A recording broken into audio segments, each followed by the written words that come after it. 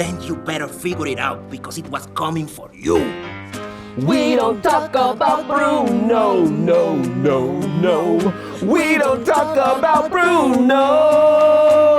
But it was my wedding. It was her wedding. Andre, the show. And there wasn't a cloud in the sky. No clouds allowed in the sky. Show us started. Oh, sorry about that, Jenny. We were just checking out the Encanto sing-along, now streaming on Disney+.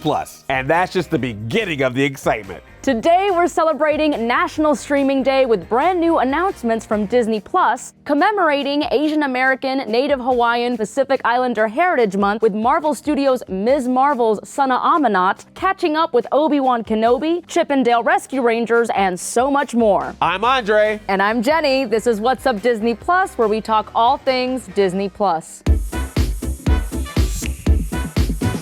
Marvel Studios' Ms. Marvel is coming to Disney+. This series follows Kamala Khan, a 16-year-old with an affinity for superheroes as she gets superpowers of her own. In honor of Asian American, Native Hawaiian, Pacific Islander Heritage Month, we get to hear from Sana Amanat, executive producer of Marvel Studios' new original series, Ms. Marvel. Take a look. Marvel Studios' Ms. Marvel is about a young woman named Kamala Khan. She is 16 years old. She's from Jersey City. She's South Asian, Muslim, and she happens to be a huge fan of the Avengers. She's a really big nerd, a wonderful artist. And this story is really about Kamala wanting nothing more than to be just like the Avengers, and in particular, Captain Marvel. It feels different. It looks different. It's a fresh coming of age story of a young woman who is trying to figure out who she is and who she's supposed to become. That just happens to be in the Marvel universe, which is very, very exciting. So the idea for Ms. Marvel was really about creating a character for young people of color, a powerful and yet relatable character who was doing great and important things. If we don't see ourselves reflected in a positive way, it does affect our sense of self. And I think that's why we wanted to make sure that a superhero existed like Kamala Khan. I have nephews and nieces. I wanted to make sure that they had a character that was really reflective of their experiences and that also was just really cool and was someone who was saving the day and was also someone who's really proud of their culture. We're telling a very classic tale and the lead just happens to be South Asian and she happens to be Muslim. That's really awesome. My identity as a Pakistani and Muslim American is certainly influenced quite a bit of Ms. Marvel. My understanding and evaluation of identity when I was a young person, especially someone who didn't really see themselves anywhere, was something that I had constantly tried to explore and understand. And that's why we settled on telling a story for Kamala Khan about identity, obviously telling it through the metaphor of the classic superhero origin story. And I think that is quite a universal story that's not necessarily specific to one culture. And I think that's why it works and why it resonates with so many people. Having representation both in front of and behind the camera was incredibly, incredibly important to us. And from production design to, of course, our directors and our writers, we've had such a rich amount of diversity that really, I think, contributed to more authentic storytelling because everyone brought their own perspectives. It means the world to be ushering in the next phase of the MCU. I can't even believe that Kamala is a part of that. My wish is that people come away from the show feeling a lot more hopeful, feeling a lot more joy and love for Kamala Khan and her family, and in particular in her community, and also a level of understanding for the Muslim world and for a community that they probably never quite understood.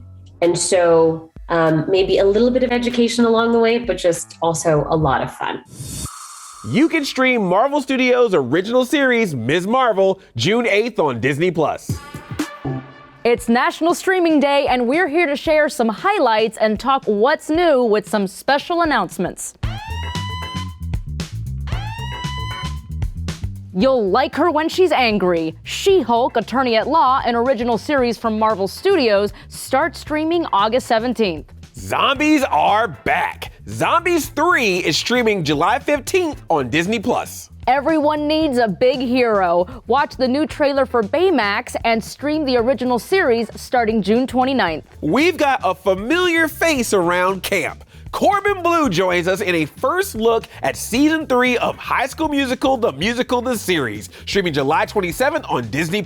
And the good news doesn't stop there. Season 4 of High School Musical, the musical, the series is confirmed. We're heading back to Creekwood on June 15th. Season 3 of Love, Victor premieres on Hulu, and all 3 seasons drop on Disney+.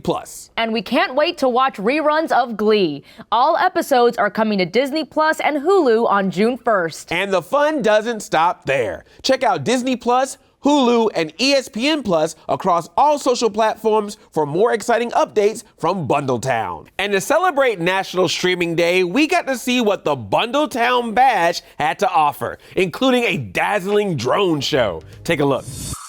Happy National Streaming Day, y'all!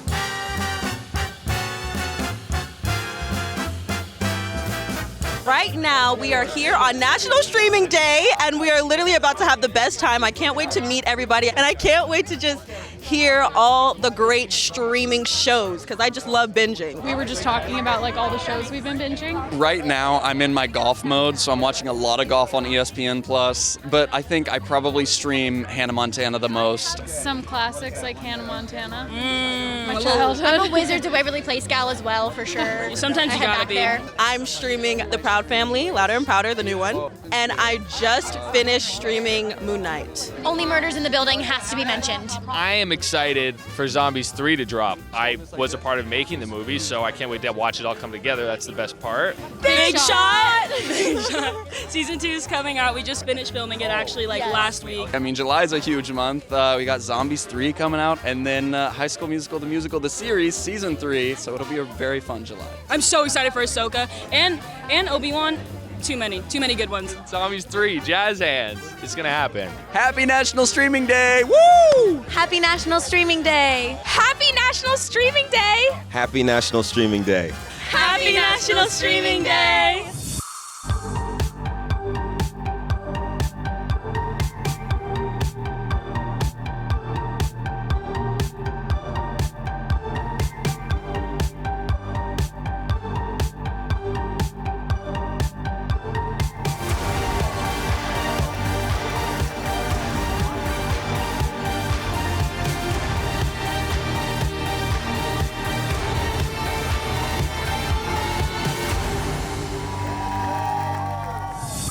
We also got to hear from the stars of Sneakerella. Take a look.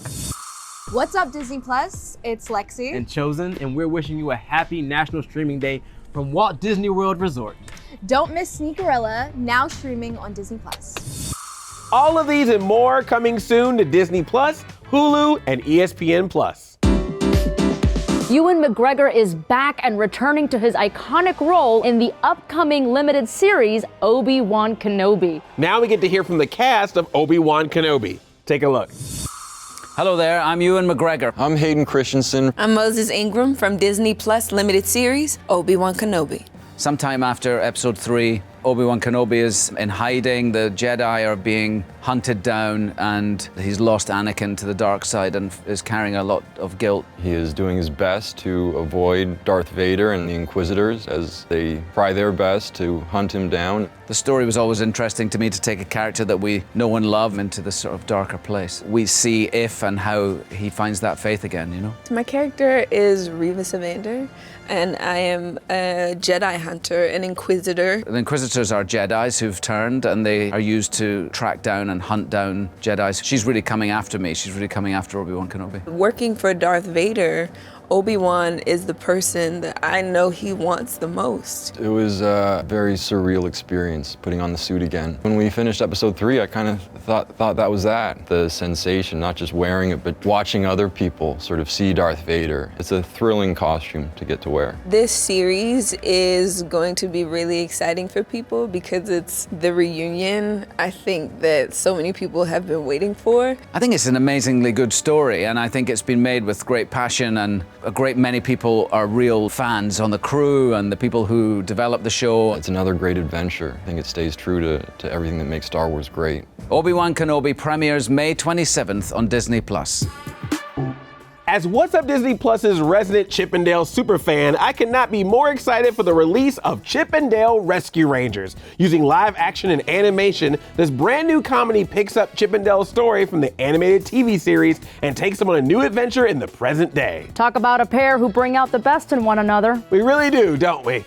I was actually talking about... You're the Chip to my Dale, Jenny, and we even got the outfits to prove it. What are the odds of that? Rescue Rangers away! Okay, Andre, let's talk about how you can spot the differences between Chip and Dale. One of my favorite subjects. When these two mischievous chipmunks were introduced, they were almost identical in their looks and character. Over time, they were given characteristics that helped separate them. Dale has a red nose, a gap between his teeth, and a tuft of hair on his head. Chip has no gap in his teeth and a nose resembling a chocolate chip. In Chip and Dale Rescue Rangers, you can tell the two apart by their clothing. Chip wears a signature detective hat and jacket, while Dale dresses in an iconic patterned shirt. Also, Dale takes on another physical difference in Chip and Dale Rescue Rangers. Yes, Dale appears as a CGI character with more lifelike features throughout the movie. Chip remains his classic and familiar animated self. And the two have very different personalities. That's right. Chip is logical and focused, whereas Dale takes a more carefree approach as a rescue ranger. That's what makes them the perfect pair.